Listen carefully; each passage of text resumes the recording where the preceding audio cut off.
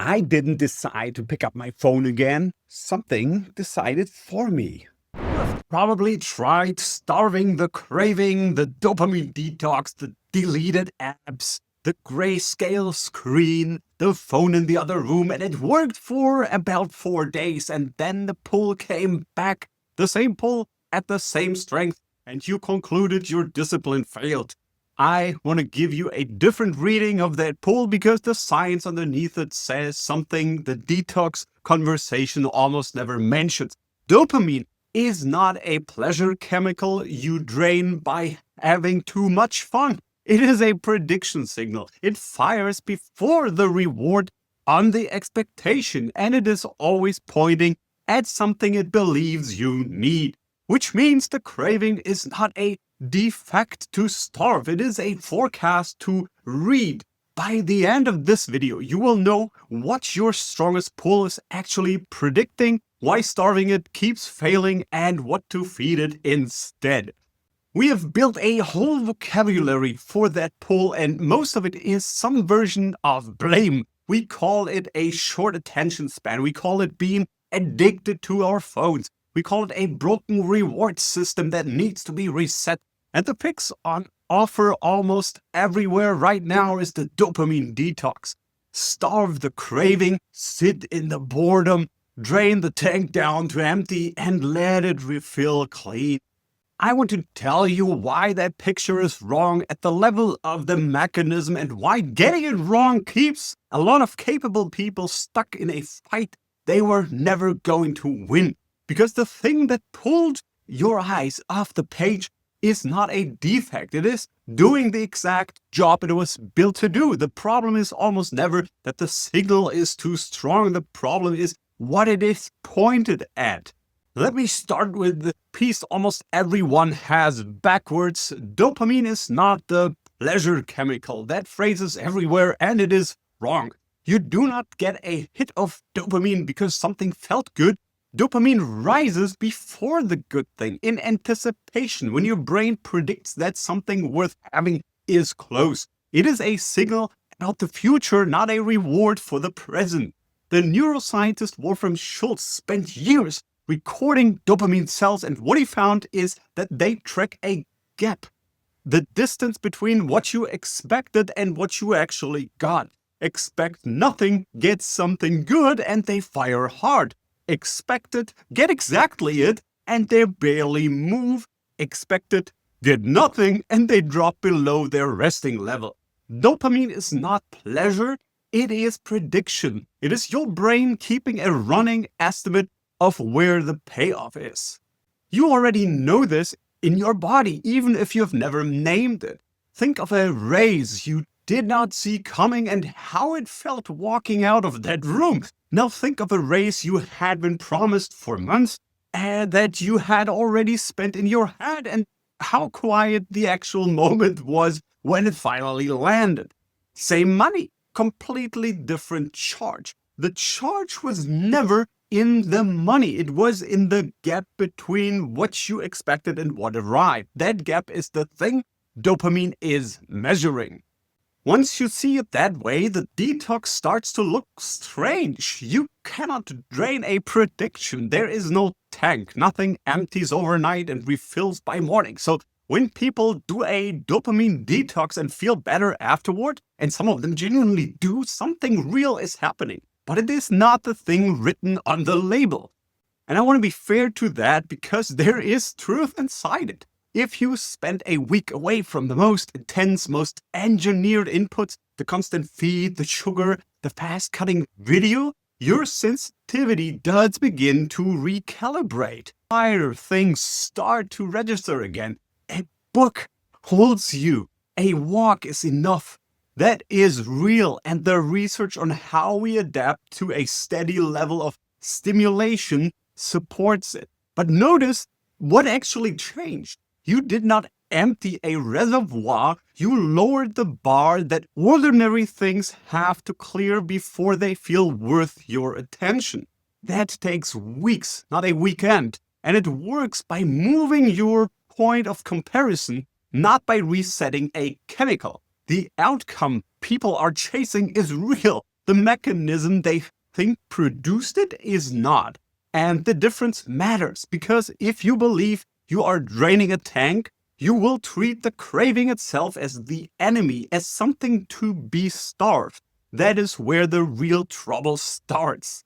So let me give you the model I find far more useful, the one I built much of my book Master Your Life script around. Picture your mind as an energy manager, and let me be clear about what that is. It is a way of talking, a lens, not a little person sitting behind your eyes, and not a thing anyone has cut open and measured.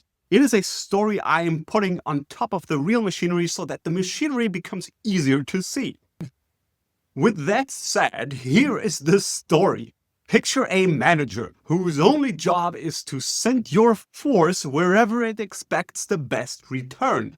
Not a moral judge, not a disciplinarian with a clipboard every moment quietly under your awareness. It is comparing. This sentence I am reading against that phone that just rang. This report on my screen against the fridge I know is 20 steps down the hall. And it pours your attention into whichever option promises more. It is not lazy and it is not broken. It is running something close to arithmetic unexpected value, and it is very good at it. That is also why the small things win so easily. You sit down to read, you get a little hungry, and suddenly a trip to the kitchen feels far more appealing than the next page. Nothing is wrong with you. Your manager simply ran the numbers and decided the sandwich has a higher expected return right now than paragraph 4. The phone works the same way, except the phone has an unfair advantage. Over thousands of small rewards, it has taught your manager that behind that screen sits a high and unpredictable payoff, a message, a like, some piece of news, something. And unpredictable is the key word, because remember what fires the signal hardest? Not the rewards you can count on, but the one you cannot. The phone is the slot machine your manager has learned to respect. Researchers have shown in a clean lab experiment how a learned reward hijacks your attention. They paired a plain colored shape with a small cash reward. Then later, in a completely different task where that color meant nothing, where paying attention to it only slowed people down, their eyes still stacked to it. They couldn't help it. Once something has been tagged with reward value, it pulls your attention on its own against your intention. Now, that was a controlled visual task, not a ringing phone, so I am extending it when I carry it into your kitchen, and I want to be straight that the leap is mine, not the studies, but the principle holds. And you feel it every day. Your attention goes where value was learned, not where you decided it should go. Now hold those two pieces together, because this is the whole point. Your energy manager sends force toward predicted payoff. And a craving is simply that manager reporting with some confidence that there is a better return available than the one you're currently getting. That is all a craving is. It is a prediction delivered to you as a pull, which means the craving is not lying. It is handing you an estimate. The only real question, the one the detox never asks, is whether the estimate is aimed at something true. I know one version of this from the inside, and not in a flattering way. For years, I was the person in meetings who could not stop asking why we did things the worst way when there was a better one sitting right there. And I could feel people start to wonder about me, and for a long time, I read that restlessness as something miscalibrated in me. It was not, but following it was not clean, and it was not fast, and I do not want to sell you my own story as the proof. The proof, if there is any, has to happen in your life, not mine. So let me put it there. Watch your own week for a moment. There is probably an app you open without deciding to. 3 times before your coffee is even cold, while the one thing you told yourself mattered this year sits in a folder you haven't opened in a month. There is probably a person you keep meaning to write to, a parent, an old friend, someone you drifted away from, and every time the thought arrives, your thumb finds the feed instead. There is probably a piece of work that is actually yours, the one you would defend if someone questioned it, sitting one tab away untouched while you refresh something that is not. You know exactly which one matters. That is the strange part. Nobody has to tell you the page matters more than the phone. You already know, and your hand moves to the phone anyway.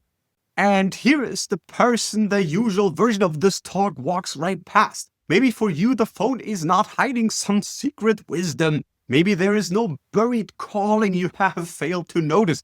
You know your true target perfectly well, and you still cannot reach it, and no amount of reframing changes that. If that is you, listen closely, because the mechanism actually explains you better than the inspiring version does. The phone is not winning because it is deep. It is winning because it is cheap. It is nearer. It pays out in 2 seconds, and the thing that matters pays out in 2 months. And your manager, running its flat arithmetic, will pick the cheap, sure thing over the rich, distant one almost every time. That is not a character flaw. It is not a hidden greatness you have missed. It is a pricing problem. Which means you do not fix it by wanting the phone less. You fix it by changing the price. Make the true thing cheaper and nearer than it is right now. The instrument already out of its case before you sit down, not zipped in a bag in another room. The document already open on the screen when you wake the machine, so the first move costs you less than unlocking your phone would. And then find the one small piece of the real thing that can pay out today. Task, something the manager can actually feel come back, because the only way it revalues the true target is with evidence. You are not arguing with the manager. It does not respond to arguments. It responds to returns, so hand it a better number. So how do you tell the difference when the manager has it right and when it has it wrong? Because sometimes it is wrong. Sometimes the phone really is just a slot machine that has trained your attention onto a payoff that never actually arrives, a prediction that keeps promising a return it cannot deliver. That deserves to be named honestly.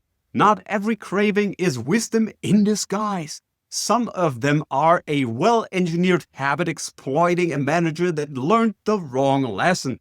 I have a separate video on why the feed keeps you reaching for something built never to arrive, and that pull is real too, and it earns no romance. The test is not how strong the craving feels. Strength tells you nothing because the true signal and the junk one arrive as the very same pull. The test is what happens when you follow it a little way toward the actual thing, not toward the substitute, toward the thing itself. And you make that test something you could actually score. Or if it is not a test, it is a mood. So you take one small real step toward the real thing and you give it a defined window to answer, 2 weeks or 5 honest attempts. Pick the number before you start, because a test with no edge just runs forever and proves nothing. Then you watch for a signal from outside your own head, not a feeling, but an event. A reply that comes back, a door that opens, a piece of work that landed better than the last one, a flicker of energy that wasn't there before you moved. If it pays out inside that window, if the world answers back, then that was a true signal and your manager was ahead of you. If you take your 5 steps and nothing comes, no return, only the same flat loop closing again, then that is your answer too. And now you have earned the right to stop obeying that pull instead of just white-knuckling against it. Either way, you have learned something real, which is exactly what that prediction error was built for. Reality hands you the gap between what you expected and what you got, and you update. And here's the honest limit, because I do not want to leave you with a story where every restless feeling is a hidden calling. It is not. Some cravings are noise. Some are the residue of a habit you would be better off without. And some real worthwhile things in your life will never arrive as a craving at all because your manager has not yet learned what they are worth. The signal is useful. It is not scripture. And for some of you, the honest reading points the opposite way from where you expect. Some of you have already chased. You aimed the pull at a large target. You hit it and the flatness came anyway. If that is you, be careful before you let anyone, including me, tell you the fix is simply a bigger target. Sometimes the manager going quiet around achievement is not a malfunction and not a failure of ambition. Sometimes it is finally reporting accurately that the highest return left is rest, is quiet, is enough. Wanting less can be the true signal. And a life keeps handing you that reading more often, the more of it you have already lived. And some of what the pull points at will not look like a career move at all. It looks like a person you let drift and keep meaning to call, an unfinished thing you circle at night. And the feeling there is not bright restlessness. It is a low dread of a mind that has gone flat around exactly the things that were supposed to matter most. That pull earns the same test as any other. One small real step inside a window you decided in advance, and then you watch what comes back. Which brings me back to the phone still ringing on the table. The detox says the pull toward it is the enemy, and that if you can just kill the wanting, you will finally be free. You do not want a mind that has stopped wanting. A mind that predicts no return anywhere, that finds nothing worth moving toward in any direction, is not enlightened. It is depressed. And that is a different thing from the person who has decided rest is what pays now, because wanting rest is still wanting something, still a life estimate of where the good is. The flat nothing is worth it feeling, the one with no exit in it, is not the destination. It is the thing to be afraid of. You are not trying to drain the manager. You cannot, and you would not like what you were left with if you could. You're trying to give it better information about where the payoff really is. The pull toward the phone is not your problem. The pull is honest. It is just aimed at the cheapest, nearest slot machine in the room, always within reach, never paying the same way twice, and every so often, rarely, it pays out a real jackpot. The video's so good, you send it to everyone you know, and one hit like that trains the manager for 1,000 empty pulls, pointed at something that actually pays. And for some of you, that is a larger thing you have been talking yourself out of. And for some of you, it is a quieter thing you've been too busy to let yourself want. Either way, the same force that felt like distraction begins to feel like drive or like relief. It was never the wanting that was broken. So the next time your hand moves before you decide, before you reach for the word discipline, I would do two things. First, ask the better question, not how do I want this less? That one leads nowhere. Ask instead, what is this craving actually predicting a payoff from? And is it right? And is it pulling me towards something cheap that drained it, or towards something true I have been quietly avoiding? And then, because a question you only sit with becomes just another way of not moving, pick one small real step toward whatever the honest answer is. Give it a window and take it this week. The pull is not the flaw. It never was. The only thing worth changing is what you have taught it to chase.